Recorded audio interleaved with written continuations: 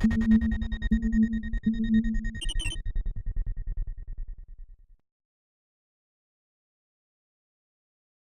friends, we are back with a new topic for you to know. Today's our hot topic is transistor. So brace yourself as we go for a ride through transistors. So, what do you mean by a transistor? A transistor, which always tops the list when you hear a new word, isn't it? To get an overview, if cells are the building blocks of life, transistors are the building block of digital revolution. Without transistors, the technological wonders you use every day like cell phones, computers would be vastly different if they existed at all. In the previous lecture, we learnt about diodes.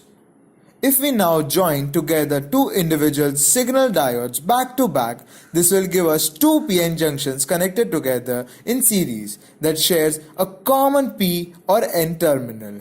The fusion of these diodes produce a three-layer two-junction three-terminal device forming the basis of bipolar junction transistor or BJT for short.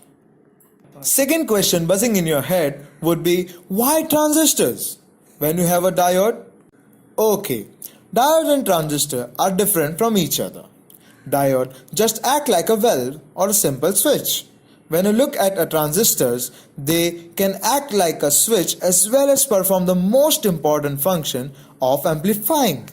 Well, earlier vacuum tubes were used for the same purpose. But transistor came in with multiple advantages, having faster switching time, small in size, less power consumption, no heating issue and very high efficiency. So it replaced the vacuum tubes. Transistor make logic making very easy. So to conclude, with electricity, transistors can both switch or amplify electronic signals, letting you control current moving through the circuit board with precision. Almost all the devices use transistor in their circuit. Let's know about few types of transistors. UJT, unipolar junction transistor. BJT, bipolar junction transistor. FET, field effect junction transistor. We will learn about the later two, that is BJT and FET. Bipolar junction transistor. Transistors are three-terminal active devices made from different semiconductor materials that can act as either an insulator or an conductor by the application of a small signal voltage.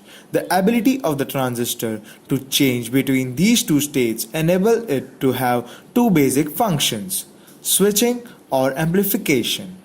Then the bipolar transistors have the ability to operate within the three different regions. Active region.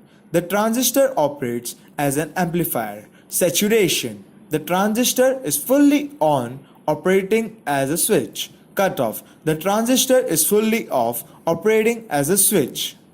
There are two basic types of bipolar transistor construction: PNP and NPN, which basically describes the physical arrangement of P-type and N-type semiconductor materials from which they are made. The bipolar transistor basic construction consists of two PN junctions producing three connecting terminals, with each terminal being given at the name to identify it from the two other. These three terminals are known and labeled as emitter, base and collector respectively. Bipolar transistors are current regulating devices that control the amount of current flowing through them in proportion to the amount of biasing voltage applied to their base terminal, acting like a current control switch. Now guys, let's see how the transistor operates. Electrons can easily flow from the P-type base to the N-type collector as long as the base emitter junction is forward biased. The NPN transistor is designed to pass the electrons from the emitter to the collector. So, the conventional current flows from collector to emitter. The emitter emits the electrons into the base, which controls the number of electrons the emitter emits. Most of the electrons emitted are collected by the collector, which sends them along the next part of the circuit. A PNP works in the same but opposite fashion. The base still controls the flow of current, but the current flows in the opposite direction, from the emitter to collector. Instead of electrons, the emitter emits holes, a conceptual absence of electron, which are collected by the collector. The transistor is a kind of like electron valve. The base pin is like a handle you might adjust to allow more or less electrons to flow from emitter to collector.